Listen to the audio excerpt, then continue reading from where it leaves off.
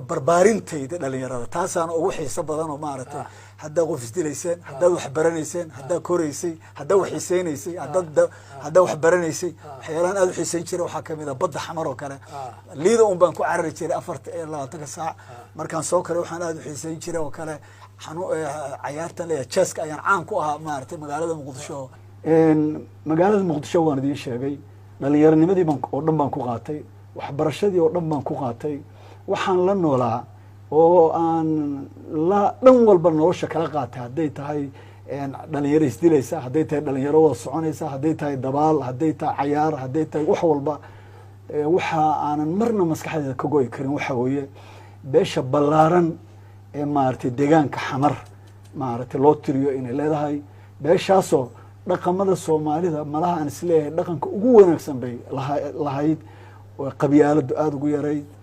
diinta iyo maaragtay qalbiga furan oo aad iyo aad ugu ballaaraa xataa haddaad nabarada kasta u geysatid inaanay waxba ku weydiisanay faataxa qaataan ay maaragtay la ahayd afka ku ahayd maaragtay wax wanaagsan marka reerka hawiye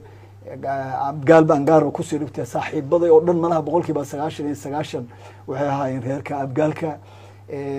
qofnimadeeda marka waxaan la koray oo la dhismay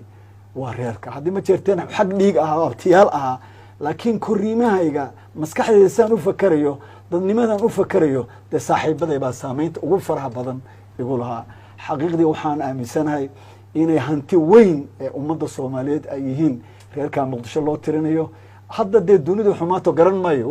40 sano ay ugu dambeysay oo dadkii is wada dhalan rog laakiin waxay ahaayeen reer qofka Soomaaliga oo ku faani karo reer caasimadana sabab u ahaa inay maaragtay noqoto meel lagu noolaan karo qurux badan ayay ahayd marka waxaan aad iyo aad ugu wanaagsanaa waxbarashada marka mar walba iskuulaadka waxaan gali jiray kaalinta koowaad oo مثل بنادر secondary school and secondary ka baxay ardayga kowga gala waxba laga ma qaadi jirin maaragtay free buu iska marka always free baan maaragtay